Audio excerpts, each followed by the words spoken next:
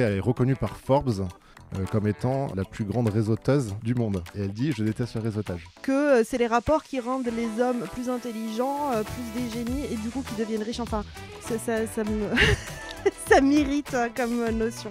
Je le trouve lourd à lire, je le trouve lent à lire, je le trouve désagréable et du coup j'ai rien appris.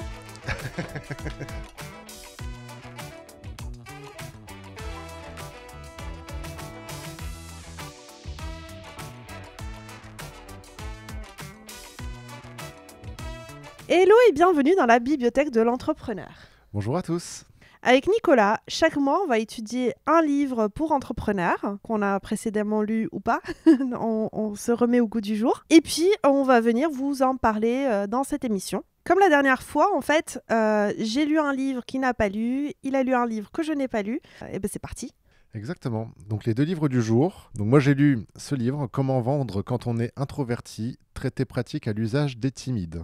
C'est un livre de Matthew Pollard et Derek Lewis. Pour ma part, un grand classique, Réfléchissez et devenez riche. Think and Grow Rich de Napoléon Hill. Ben c'est parti Nicolas. Peux-tu me parler du livre que tu as étudié cette fois-ci ? Oui, alors donc ce livre, Comment vendre quand on est introverti, traité pratique à l'usage des timides. C'est un livre qui m'a attiré parce que il y a beaucoup de méthodes sur la vente. Voilà, il en existe plein. Mais à chaque fois, en fait, on se pose ces questions sur est-ce que j'en suis vraiment capable ? Est-ce que je suis fait pour ça ? Et ce livre-là, en rajoutant comment vendre quand on est introverti ou quand on est timide, ça m'a attiré parce que je me retrouvais un petit peu dans cette caractérisation. Alors pour le coup, moi je bug sur l'amalgame introverti et timide. C'est pas tout à fait la même chose. Timide, c'est plutôt quelqu'un qui va pas oser parler aux autres, etc. Alors qu'introverti, c'est quelqu'un qui va avoir besoin d'énormément d'énergie. Ça va lui demander énormément d'efforts d'aller vers les autres. Ça ne veut pas dire qu'il est timide, ça ne veut pas dire qu'il ne sait pas parler aux autres, ça ne veut pas dire qu'il est associable. Ça veut juste dire que il est bien plus confortable seul sur son canapé que devant tout le monde, quoi. Oui, effectivement, là, on a un petit mélange entre les deux. Les deux sujets sont traités finalement à l'intérieur du livre. Il y a cette notion d'introverti au sens où on a du mal à aller vers les autres, c'est compliqué par nature. Mais il y a aussi cette notion de timidité de qu'est-ce que je pourrais dire à cette personne en face de moi, quoi. Ouais, je sais pas comment aborder les gens. Voilà. Donc ces deux sujets sont traités. Globalement, j'ai beaucoup aimé ce livre et je le recommande vraiment à tout le monde. Que ce soit une personne introvertie ou pas d'ailleurs, timide ou non, parce que qu'il y a dedans, en fait, c'est vraiment très utile pour comprendre la vente avec une prise de recul, c'est-à-dire qu'on n'est pas obligé de voir ça comme étant un challenge face à quelqu'un, de la négociation, etc. Il a vraiment processé le processus de vente, justement, et fait en sorte de rendre ça factuel. Je recommande ce livre à quelqu'un d'introverti ou non, timide ou non, parce qu'en fait, il a rendu factuel le processus de vente. Ce que tu es en train de dire, c'est que ce livre te délivre un processus de vente qui peut être suivi par n'importe qui, que tu sois introverti ou pas, timide ou pas. Exactement. En fait, ce qu'il apprend, c'est que la vente, ça se fait pas déjà au feeling, hein, ça se prépare. En fait, il donne vraiment un processus de vente dans ce livre en 7 étapes. Et derrière, comment perfectionner le processus par la suite. Vraiment, c'est orienté action. J'aime bien, je suis en train de repenser à une personne qu'on a eue en meet-up récemment et qui disait qu'il y avait beaucoup de travail à faire sur lui-même par rapport à la vente. Est-ce que cette personne-là trouverait les solutions ? Parce qu'elle disait qu'elle connaissait toutes les techniques, toutes les méthodes, toutes les choses type écoute active, négociation, etc., etc. Tout ça, elle disait qu'elle connaissait la technique. Est-ce que dans ce livre, elle trouvera sa réponse en fait, qui va lui permettre de déclencher quelque chose en elle-même et y aller ? En fait, cette personne trouvera déjà un moyen de comprendre comment ça se passe. C'est-à-dire qu'on comprend que on n'arrive pas devant quelqu'un les mains dans les poches à se demander qu'est-ce qu'on va lui dire. En fait, on comprend que ça se prépare, qu'il y a un processus, qu'une discussion en fait commence par un point A et arrive à un point d'arrivée. Et quels sont les embranchements à chaque étape pour avancer vers l'objectif de la vente. Et surtout, il précise que la vente, c'est pas la vente telle qu'on la pense au quotidien, c'est-à-dire c'est pas être vendeur de tapis. Vendre, c'est avant tout avoir un état d'esprit consultant. Et il en parle bien dans le livre. Et d'ailleurs, pour illustrer tout ça, j'ai la toute première phrase de l'avant-propos du livre. C'est écrit en gras, il y a marqué « Je déteste le réseautage ». Super. Le livre commence par « Je déteste le réseautage ». Super, c'est parfaitement un truc d'introverti à dire. Exactement. Donc effectivement, ça a été une cliente de l'auteur qui, en tout cas, est reconnue par Forbes comme étant la plus grande réseauteuse du monde. Et elle dit « Je déteste le réseautage ». Donc c'est pour illustrer finalement que oui, c'est pas parce qu'on aime ou on n'aime pas qu'on n'est pas capable d'eux. Je me souviens d'une conversation qu'on a eue, d'ailleurs, pendant que tu lisais ce bouquin, et tu me disais qu'il fallait travailler des sortes de conversations, d'icebreaker, de première conversation pour aborder les gens. Oui, effectivement. En fait, on va pas détailler tout le processus hein, qui est dans le livre. La toute première étape du processus, c'est effectivement comment faire pour aborder quelqu'un, pour discuter avec lui. Et l'auteur explique finalement, donne des techniques sur comment être le premier à parler, faire parler quelqu'un. Et Parler de la pluie et du beau temps? exactement, c'est ce qu'il dit. Il dit qu'il faut arriver en fait avec des phrases préconçues. L'appui et le beau temps, ça peut être un très bon moyen. On peut en préparer d'autres.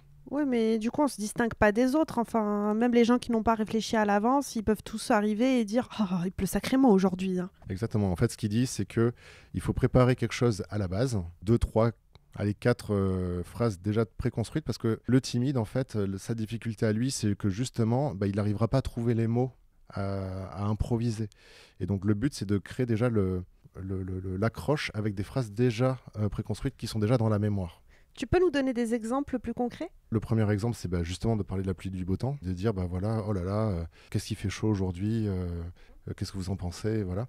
Donc en gros, être dans l'empathie. Et quelque chose de plus original? Quelque chose de plus original, ça va être de personnaliser le discours. C'est avant, par exemple, si vous apprêtez à rentrer dans une boutique pour vendre votre produit, c'est d'observer un petit peu la boutique et de dire, par exemple, au gérant en arrivant, j'adore j'adore le nom de votre boutique, le jeu de mots que vous avez fait avec le nom de la boutique. Ou voilà, c'est d'essayer de parler d'un sujet qui est évident, qui saute aux yeux, qui peut être même, pourquoi pas être un sujet intéressant à creuser pour vous. Parce que vous avez cette curiosité-là. Et derrière, en fait, laisser l'interlocuteur parler. Pourquoi c'est important? C'est que la personne en face peut se poser la question de pourquoi est-ce que vous venez, etc. Et finalement, aborder un sujet qui va la faire parler, va tout de suite lui faire oublier finalement que elle a un inconnu face à elle. Lui poser une question comme ça, un petit peu personnalisée, c'est le meilleur moyen d'ouvrir la discussion. Donc tu zappes le côté intrusif en fait d'arriver et parler directement de ton produit, de ta vente, de toi quoi. Exactement, le but c'est pas d'assommer la personne en étant agressif dès le début, c'est d'ouvrir une discussion quelle qu'elle soit. Surtout que, c'est aussi quelque chose qui est abordé dans le processus, la personne que vous avez en face n'est pas forcément la bonne personne à qui vous allez vendre. Ça peut être un employé, un secrétaire, une secrétaire. Il faut quand même ouvrir la discussion avec cette personne, quelle qu'elle soit. Je me souviens d'une phrase que Loubna nous a dite, c'était «Les secrétaires doivent être vos meilleurs amis». Exactement, une phrase aussi qu'il y a dans ce livre, c'est que il faut discuter effectivement de la même manière avec la secrétaire que si on abordait directement le gérant. Ou le décideur, pardon. Du coup, s'il y avait une chose à retenir dans ce livre, ce serait quoi? Si je devais retenir une seule chose, c'est que justement, quand on est timide ou introverti, notre faiblesse, c'est d'avoir du mal justement à savoir qu'est-ce qu'on va dire. Et donc, pour contrer cette faiblesse, c'est de préparer en amont toutes ces phrases d'accroche qui sont difficiles à sortir quand on est en live. La force, quand on est introverti et extraverti, c'est qu'en général, on prend du recul dans les discussions et on écoute bien. Et il faut conserver ça parce que c'est le grand pouvoir de la vente, hein, c'est d'être à l'écoute de la personne en face, c'est de creuser le besoin, c'est de s'intéresser à elle. Il faut jouer sur cette force. Donc en fait, jouer sur ses forces ou renforcer ses forces et préparer ses faiblesses. Exactement. Est-ce que c'est un livre facile à lire? Alors honnêtement, oui, il se lit très très vite, très bien. Les exemples utilisés sont très parlants. L'auteur parle en fait vraiment de son vécu. C'est assez fort. Et puis finalement, tous les exemples donnés illustrent bien le sujet. Je dirais juste qu'il y a un point faible par rapport à ces exemples, c'est qu'il se base sur de la prospection en face à face, du porte-à-porte, chose qu'aujourd'hui on ne fait plus vraiment. On peut avoir d'autres types de prospection. Mais il le dit très bien. Il le dit comment en fait adapter finalement son processus à un processus où on va faire de la prospection téléphonique ou de la prospection par email ou sur les réseaux sociaux aussi. Ok, merci. Et donc tu le recommandes ou pas? Et à qui? Alors oui, hein, comme je le disais, évidemment, je le recommande et je le recommande à tout le monde, que la personne soit introvertie ou non, timide ou non. Évidemment, en particulier pour les personnes qui justement ne savent pas quoi faire ou quoi dire face à un prospect, c'est le meilleur moyen de débuter. Et puis surtout, il permet de se structurer, de structurer finalement sa pensée lorsqu'on va préparer la vente et derrière d'être en mesure de construire soi-même son propre process avec le temps. Du coup, pour ceux qui ne le savent pas, Une vente, ça se prépare, il y a des processus de vente, il y a des processus pour les rencontres. Et donc ce bouquin, en fait, vous aide à mettre en place ce processus. Exactement, et le gros avantage du processus, c'est que vu que vous l'appliquez à chaque fois, eh ben, petit à petit, vous savez ce qu'il y a à améliorer, ce qu'il y a à changer. Si vous y allez en freestyle à chaque fois, bah, ce qui va se passer, c'est que vous aurez aucune idée de ce qui fonctionne ou ce qui fonctionne pas. Oui, parfois ça marche pas, on ne sait pas exactement pourquoi. Des fois, on se sent d'humeur ou en veine ou je sais pas quoi, et puis tout va bien se passer. Puis il y a des jours où, juste parce qu'on n'est pas dans le bon état, etc., tous les rendez-vous vont faire un flop. Moi, je connais plusieurs personnes, j'ai déjà été aussi dans cette situation, c'est de faire un rendez-vous pour parler à un prospect, et puis parler de lui, et au final, l'heure est terminée, il me dit je suis pressée, je dois y aller. Et en fait, à aucun moment, tu n'as eu le temps, ou je n'ai eu le temps, ou la personne a eu le enfin, la personne qui essaie de vendre, n'a eu le temps de placer de regarde, voilà mon produit, est-ce que ça t'intéresse? J'en parle spécifiquement pour les gens qui vont faire du coaching, etc., ou alors de l'accompagnement, par exemple, sur les réseaux sociaux, ou des choses comme ça, où on va parler principalement de la personne, de son réseau, sa façon d'être, de sa façon de fonctionner, de son mindset, de son business, etc., et au final, va jamais vendre. Je parle pas, bien entendu, de vente de produits physiques. Exactement, il ne faut pas oublier les dernières étapes qui sont passer à l'action sur la vente. Et avant tout ça, ce qui est intéressant aussi avec ce livre, c'est que dans l'exemple qu'il donne sur lui-même, en fait, il explique que ses débuts, et ses débuts sont catastrophiques. Il fait plus de 90 boutiques au porte-à-porte, et sur les 90, il va en signer une seule. Et finalement, petit à petit, il progresse. Et en fait, ça permet de voir que c'est sur le nombre, hein, finalement, que ça se passe et que c'est pas grave si vous ratez votre première vente, votre deuxième, votre troisième, peut-être votre 20e. Lui, évidemment, avec ce livre, vous allez accélérer votre processus et le rendre plus... en faire une réussite. Par contre, effectivement, il va falloir aussi essuyer quelques échecs et il le dit très bien. Si tu devais critiquer quelque chose dans ce livre, ce serait quoi? Alors, il y a 2 choses que je vais critiquer dans ce livre. La première, c'est justement les exemples, comme je disais, qui sont très orientés sur son parcours, ne donnent peut-être pas autant de billes qu'on aimerait sur la prospection sur les réseaux sociaux, par exemple, aujourd'hui. C'est un travail à faire, hein, de pouvoir justement généraliser et comprendre qu'est-ce qui fonctionnerait ou pas sur d'autres canaux. Maintenant, c'est pas un problème en soi, hein, c'est vraiment... le livre ne facilite pas à ce point.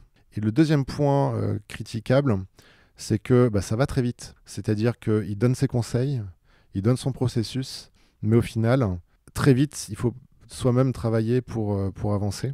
Oui, il faut passer à l'action soi-même. Oui. En fait, on sent, et c'est le cas pour beaucoup de livres que je lis, de livres business, on sent que c'est un livre qui ouvre, qui est aussi un processus d'acquisition en soi. C'est-à-dire que derrière, en fait, l'auteur par ce livre va essayer de vendre sa formation, j'imagine, sans le faire réellement. Hein. Mais on sent qu'il en garde sous le pied, il ne nous dit pas tout, et que si on voulait vraiment tout avoir, il faudrait aller payer sa formation.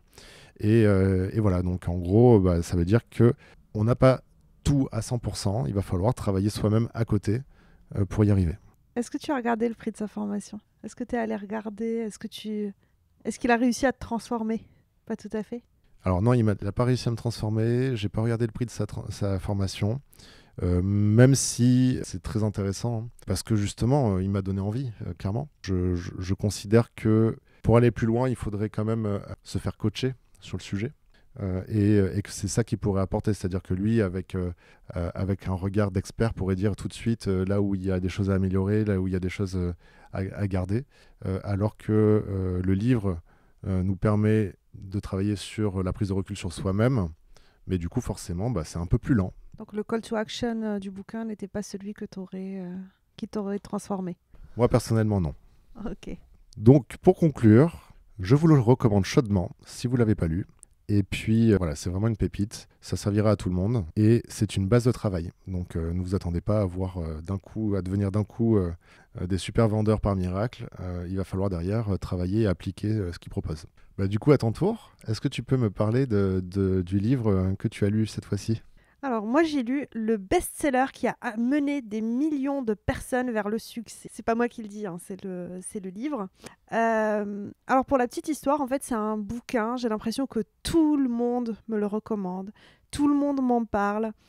Souvent quand je pose la question c'est quoi les bouquins qui t'ont marqué, etc., tout le monde me parle de celui-là. J'ai fini par l'acheter, j'ai fini par le lire parce que... Fear of missing out, hein, FOMO, je veux pas être la seule à ne pas l'avoir lu, donc je l'ai lu.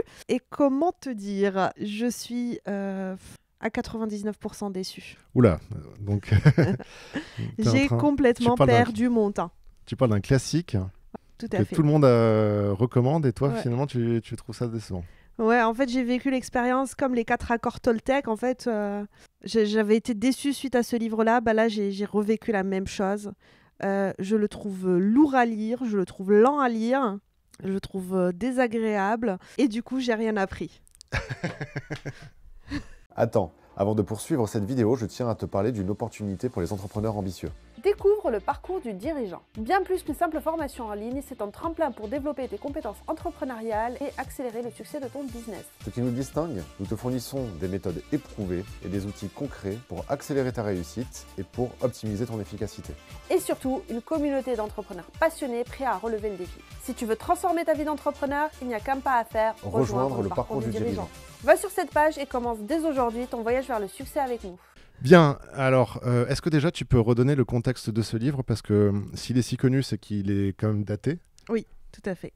Alors, je rouvre le bouquin pour pas dire de bêtises. En fait, Napoléon Hill est né en 1883. Je sais plus exactement, mais ouais, c'est ça. Alors, il dit sa première version du philosophie de réussite, il l'a sorti en 1928. Ok. Donc, en fait, le bouquin a plus de 100, enfin, 100 ans, quoi. Ok, bah du coup, en fait, c'est un livre qui est à peu près dans la même époque que le livre qu'on vous a présenté la dernière fois dans le premier épisode, qui était Comment se faire des amis de Dale Carnegie. Et forcément, en fait, c'est un livre qui, du coup, est dans son contexte. Moi, ce que j'avais remarqué avec les livres de ce type-là, c'est que la nature humaine ne change pas. En revanche, les mœurs évoluent. C'est des livres qui peuvent aborder des sujets où la société a bien évolué depuis. Bon. On va faire comme d'habitude. Avant de parler de ce qui t'a déplu, est-ce que tu as appris quelque chose dans ce livre? Je suis désolée, j'aime pas du tout cette question en fait, parce que en vrai, j'ai rien appris. Bah, donc tu dis que tu n'as rien appris, mais comment ça se fait que tu n'as rien appris avec ce livre? Comment te dire? En fait, j'ai beaucoup lu de livres de développement personnel, de choses sur le coaching. Je suis formée aussi au coaching. Donc, en fait, tout ce qu'il y a dans ce bouquin, j'ai l'impression de l'avoir lu ailleurs. Et de façon bien plus moderne et de façon bien plus conviviale. Et oui, qui colle à l'ère du temps, en fait. Il y a plein de notions qu'on peut retrouver dans des bouquins de Tony Robbins, alors, je sais plus le livre là avec le papillon pour les coachs. Il y a dans la formation de coaching. Enfin, il y a plein de notions qu'il y a partout aujourd'hui, qui peut-être étaient nouvelles à l'époque où ce bouquin a été écrit. Mais aujourd'hui, si on s'intéresse un tout petit peu au développement personnel, en fait, toutes les notions qui sont là-dedans sont déjà ailleurs. Et en vrai, si tu veux un résumé du livre, tu lis les titres des chapitres. D'accord. Tu nous dis que finalement, tout ce qu'il a écrit, il était pionnier à l'époque, mais que depuis, tout le monde a repris finalement ce qu'il a dit. Exactement. Tout le monde a repris ce qu'il a dit, c'est cité, expliqué, voilà, bien mieux.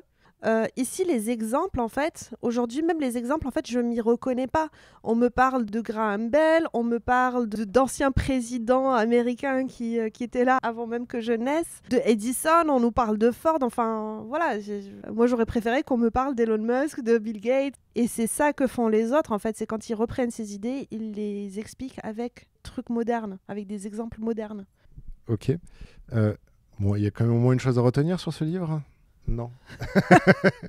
Non, si vous lisez du développement personnel, je sais pas quoi vous dire de retenir. Est-ce que j'ai surligné quelque chose? Non, j'ai absolument rien surligné dans tout le bouquin. Du coup, un truc à retenir, comme je disais, pas grand-chose. Mais par contre, il y a un chapitre qui m'a marqué, qui m'a fait marrer, qui m'a irrité, qui m'a énervé. C'est le chapitre 11, 10e étape vers la richesse, le mystère de la transmutation sexuelle.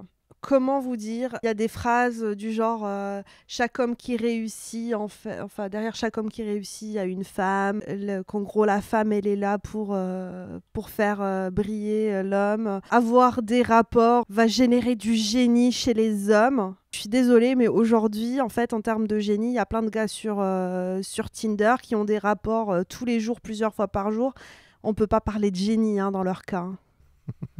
Pour moi, même, c'est une phrase prise à l'envers, parce que est-ce que c'est le rapport, il est pas plutôt est-ce que la relation, elle n'est pas plutôt à l'inverse?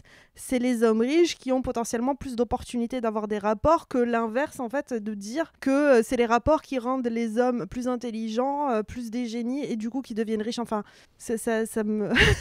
ça m'irrite comme notion. Effectivement, je me souviens que tu m'as parlé de un ou deux chapitres en le disant qui m'ont fait rire aussi, parce que c'est dingue à quel point c'est... d'une autre époque, basé sur des idées reçues, sur quelque chose qui n'est absolument pas scientifique. Et quand il essaye de prouver scientifiquement quelque chose, il se trompe gravement. Il fait des biais statistiques où il confond causalité et corrélation. C'est très limite. En première lecture, vraiment, ce chapitre-là est irritant. En deuxième lecture, c'est limite un appel au viol, en fait. Enfin... Moi, en tout cas, c'est comme ça que je l'ai lu. Je veux bien entendre vos avis, si vous avez adoré ce bouquin, parce que je sais qu'il y a plein d'entrepreneurs qui adorent ce bouquin et qui l'ont comme livre de chevet. N'hésitez pas à me dire si vous avez lu autrement ce chapitre-là, parce que moi, ce chapitre, il n'est pas passé. Alors, il y a beaucoup de gens qui pourraient te dire, tu as cité les accords Toltec, il y a beaucoup de gens qui pourraient te dire qu'avec ce genre de livre, ce qui est important, c'est d'en retirer la moelle et de prendre du recul par rapport justement au contexte de l'époque et d'essayer d'aller chercher finalement... Qu'est-ce qu'on peut apprendre? C'est un petit peu comme l'art de la guerre. Ça a été écrit il y a plusieurs millénaires. Et finalement, on va quand même essayer de chercher derrière les phrases et derrière les mots, quels sont les enseignements qu'on peut en tirer aujourd'hui. Ouais, sauf que en fait, moi, on me l'a vendu comme le livre de chevet indispensable qui va m'apporter, je sais pas quoi, la réflexion, le mindset et compagnie. En fait, tous les entrepreneurs ont build up my expectations. En fait, mes attentes étaient énormément élevées, et je m'attendais à apprendre quelque chose à toutes les lignes, au moins à tous les chapitres. Or là, franchement, je me serais contentée de lire les titres. Une fois qu'on a les titres, en fait, il n'y a pas besoin de lire le contenu du bouquin qui est relativement perché, en tout cas à mon goût. On en reparlera peut-être de ce livre dans un futur épisode. Bon, est-ce que c'est un livre facile à lire, malgré tout ? Non, je l'ai lu en plusieurs fois, sachant que le livre, il est tout petit, il fait 200 pages. Je l'ai lu en énormément de fois. Enfin, normalement, ce genre de format-là, ça me prend 2-3 heures, quoi. Et pourquoi ? Je sais pas, il n'a pas réussi à m'embarquer dans une histoire, dans un storytelling. Il n'a pas réussi... Enfin, si j'avais eu des apprentissages, justement, si j'y connaissais rien en développement personnel, peut-être que j'aurais appris des choses à chaque chapitre et... J'aurais été dans cet engouement d'apprendre.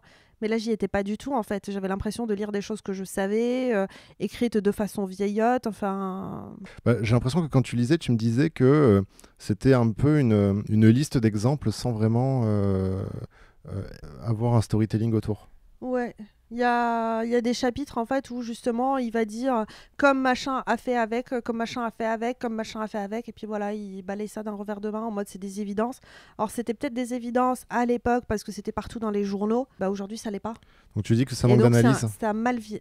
Oui, c'est ça. Ok. C'est peut-être que c'était des choses d'actualité à l'époque, et ça faisait que toute personne qui le lisait avait tous ces exemples en tête.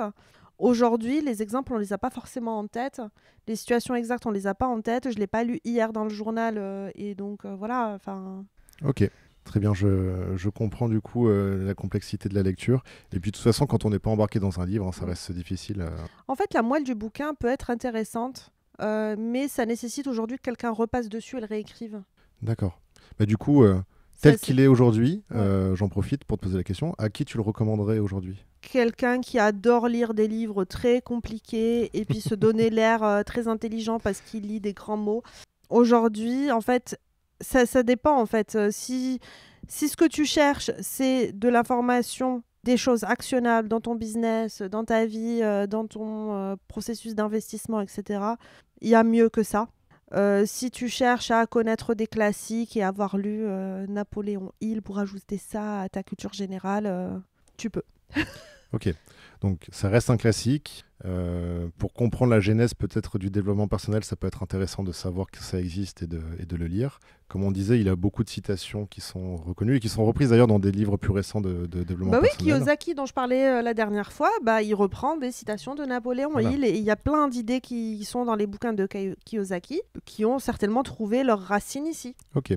Mais Pour la Kiyosaki culture, est bien plus facile à lire. Tu fais 2 fois plus de pages. Moi, en tout cas, je le lis 2 fois plus vite. Donc finalement, pour la culture générale, ceux qui veulent aller là-dedans, ça peut les intéresser. Tu disais que toi, tu es déjà bercé là-dedans dans le développement personnel. Tu as lu déjà beaucoup de livres. Quelqu'un qui n'en aurait lu aucun, est-ce que tu le recommanderais? S'il veut se dégoûter du développement personnel, peut-être. Non, en vrai, je recommanderais autre chose. J'ai tellement d'autres livres qui sont bien plus sympas et plus faciles à aborder. Et puis, une fois qu'on est vraiment tombé dedans, là, peut-être ouais, non, faites l'impasse. Je sens que je vais me faire plein d'ennemis avec cette vidéo. Bon, je pense que c'est important quand même que tu donnes ton ressenti. Tout le monde ne peut pas aimer tous les livres. Et puis peut-être que, notamment sur le chapitre dont tu as parlé tout à l'heure, c'est un livre qui a été écrit à destination des hommes. Et donc peut-être aussi que toi, en tant que femme, tu as eu plus de mal à accepter ce qu'il y a dedans.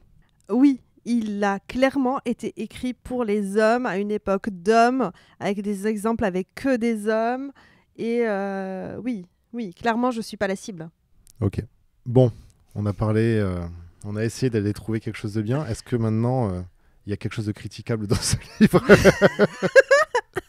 On va pas en rajouter. En fait, oui, évidemment, on a compris en fait ce qui n'allait pas avec ce livre.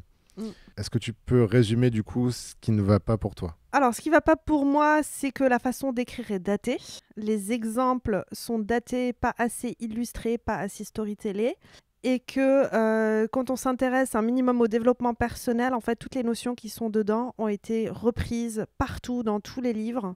Donc, pour peu que vous ayez lu 2-3 livres de développement personnel, en fait, tout ce qu'il y a là-dedans, même que vous suiviez un compte Instagram qui fait des citations de développement personnel, mais en fait, tout le contenu, vous l'avez déjà vu. Ce gars-là, c'est le papa, on va dire, de toutes les idées du développement personnel. Sauf qu'aujourd'hui, son livre Racine est aujourd'hui devenu difficile à lire.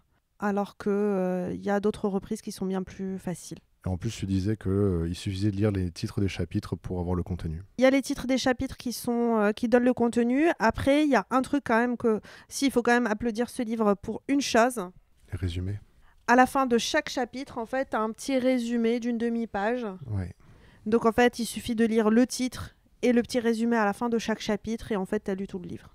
C'est un peu comme le livre Power. Il y a la version... complète qui est énorme et il y a la version raccourcie qui est finalement un résumé de chaque idée. Chacune des lois, ouais. Voilà. Les 48 lois du pouvoir. Voilà, les 48 lois du pouvoir. Et là, c'est comme si on en faisait un autre de livre de Napoléon Hill avec que les résumés et ses 14 ou 15 chapitres. Oui, tu peux le résumer dans un article de blog, quoi. Et voilà. Ok. Je peux donner quand même un petit point positif. Ah bah oui, je t'ai posé tout à l'heure la question si on avait un.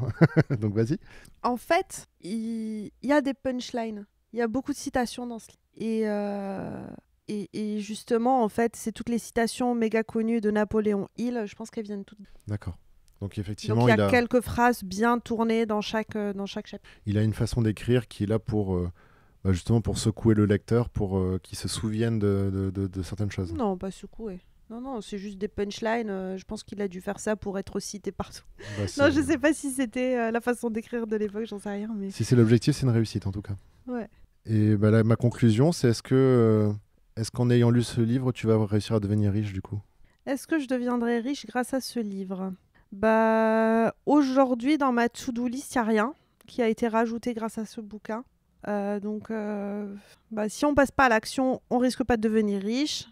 Or, vu qu'il m'a pas rajouté de nouvelles actions dans ma to-do list, je suis pas sûre. Bon, on va conclure ici du coup.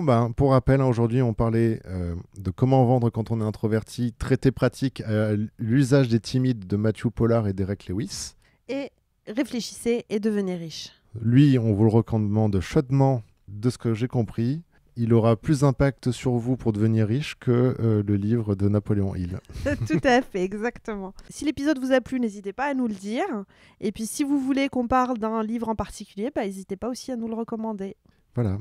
Et moi, je pense que je lirai le livre de Napoléon Hill. Comme ça, Je ferai peut-être une contre... Non, je rigole. Tu m'écoutes pas du tout, quoi.